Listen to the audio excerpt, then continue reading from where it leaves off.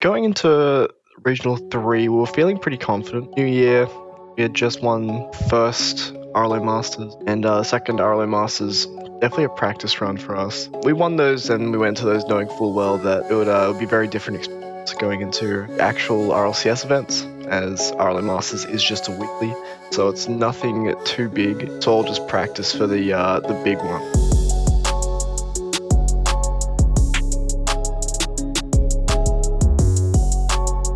Going into the event, we're definitely looking out for Ground Zero and Renegades, probably our two tough matchups. At least the matchups that we go 50-50 with the most, or that we lose to a lot. We've always been pretty confident against Solicit, very comfortable. I know the Game 7 in the first week of RLO Masters would say otherwise, but overall, I think if we have a hot start against anyone below the top 6, then we're definitely very comfortable. I think Solicit is still a good team. They got some very talented players. I think in the past we've never really had any real issues with Solicit like some other teams. To be honest, I didn't think they were a threat, especially on game day. A lot of teams don't really play how they would on game day due to nerfs. Definitely not the same sort of threat that other teams would see in Solicit for us. Direwolves players are. It feels like mechanically the players are better, but Solicit, they've been together a long time. They've been steadily improving a long time, but they're certainly the underdogs coming into this at the moment.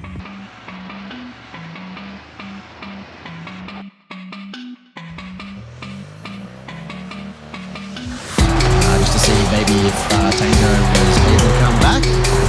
We're talking about the importance of Game 1 for the last series we were watching, but it's definitely, you're able to make a comeback. Them actually falling behind in points in the top 2 most of the time. And Fiber coming in now with a big shot. Just focus on Game 2, knowing that we'll be able to beat them. Yeah, I'm sure their confidence won't be too shaken. Yeah, Direwolves, they're certainly improving, and like we were saying, they're really looking for this tournament is so important. Top 4 really isn't enough for them if they have world's host. A day for him, then maybe gives him a lot less hope as Fiber gets the first one on the board in front of the net, and this one goes forward as well for Zen. Solicit's never really been too much of a threat for us. As long as we stuck to our game, we were pretty comfortable. Solicit have been pretty up and down in their first game performance because these series in the first best of 7, the quarters, the playoffs, are definitely based on how your first couple of games go. And I think especially for some lower tier teams, they're very telling how the rest of the series will go. So we did take the first 2 or 3 games in a row. With 2 performances against Direwolves, the first one went to Game 5. This time, it also went to Game 5, but it was a best of 7. And Direwolves move on. As a first series of the day, I think we played pretty well. I like to say it was alright. It was a comfortable 4-1 win for us boys. Definitely came in swinging first couple of games. Only dropped 1, which was a bit of a hiccup, bit of a road bump for us. We've got that concrete play style that we know we do, that we consistently pull off week by week. I think that's to rely on and remember. I think it was a good performance overall. We had a very good bracket throughout the day. If we were going to make a top 2 run, this would be it. Match up against Cringe Society, we probably feel the most confident against them. Yeah, you gotta expect it at some point. I still think it's the first game, so both teams probably playing a bit more defensively. The big counterattack there from Fiber. Jules being a bit too comfortable, and he might get punished for it, and Misty does. That's a 2-goal lead for Direwolves. All strategy goes out the window. I'm not sure what he was even trying to play for there. Yeah, just being a bit greedy, looking for the dribble, but then not mechanically being able to get it, and that's another goal. This game is just, Direwolves, they got to be feeling confident, and they really wanted this. And that was the first good opportunity there for Direwolves. Even still, Cringe Society in a tough position. Misty gets the flip reset. How did that go on target? Fiber gets the goal, but Jules was expecting it. The 2-man defense seems to be always necessary when Fiber has the ball. Fiber's actually looking for Misty, but Misty goes to the bump instead. Fiber almost goes in, but Jules with an important save because the 3-goal deficit at this point. Wait. Yep. Still goes in, no problem. Direwolves now on the verge of victory. Awkward spot, not the best clear, but really nice awareness there from Jules to cut his rotation to help. There can also be 2 factors, and now Misty, he's the 2-factor right there. Direwolves, have they done it? They have. They've made the grand final. Thirsty for revenge on that one. That was our first top 2 finish, so we were pretty gassed. We lost them the last time we versed them in game 5, or definitely being able to take out a 4-1 against them was definitely pretty satisfying. We played our way. We had pretty rock solid defense for the most part. Over the course of my RLCSX career and fibers, definitely feeling good about making that top 2 after we won that.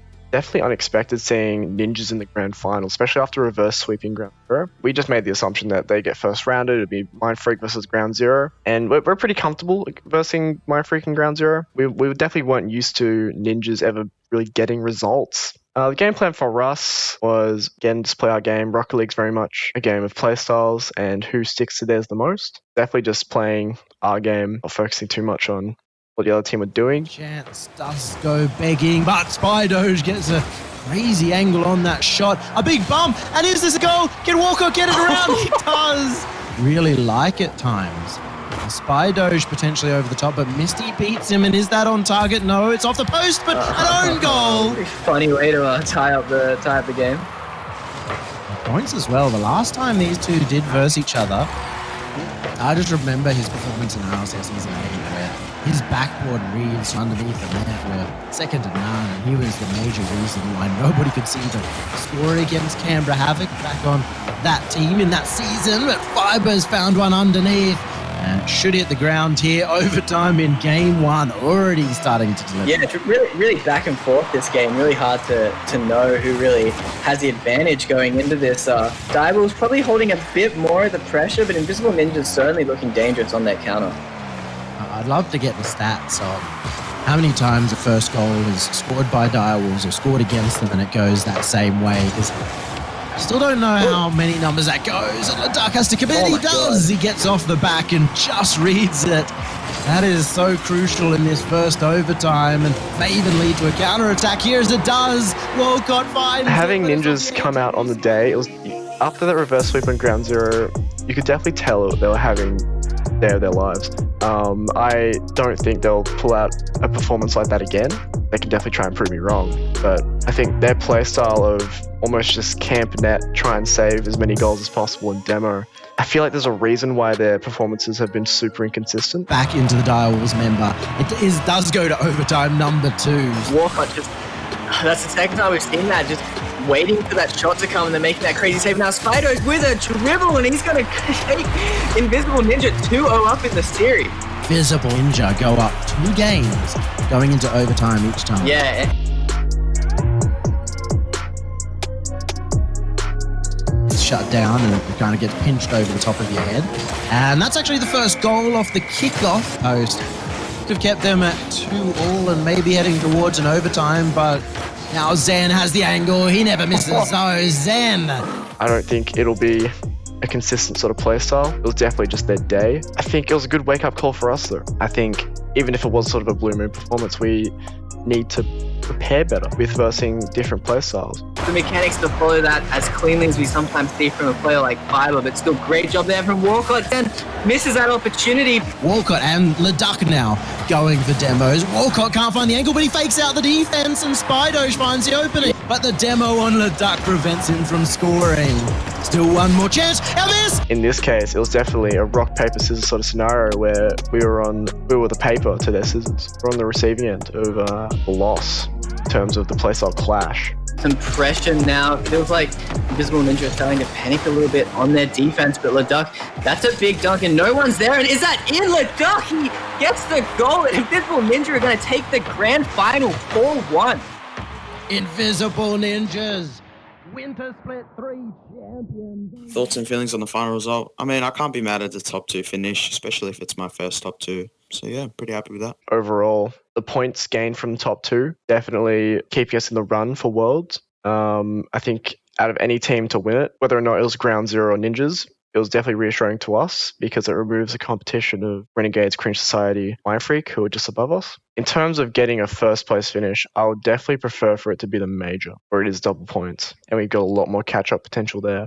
Winning both would be great, but if any team like Ninjas or Ground Zero were to peak, we definitely prefer it to be today. So over the past couple of months, it's definitely been an effort to get to this point, and I feel like we're finally at the stage where we can actually get some more big wins and some more big results. I'd like to say we're feeling pretty confident. And we're going to get that first place, eh? Cheers.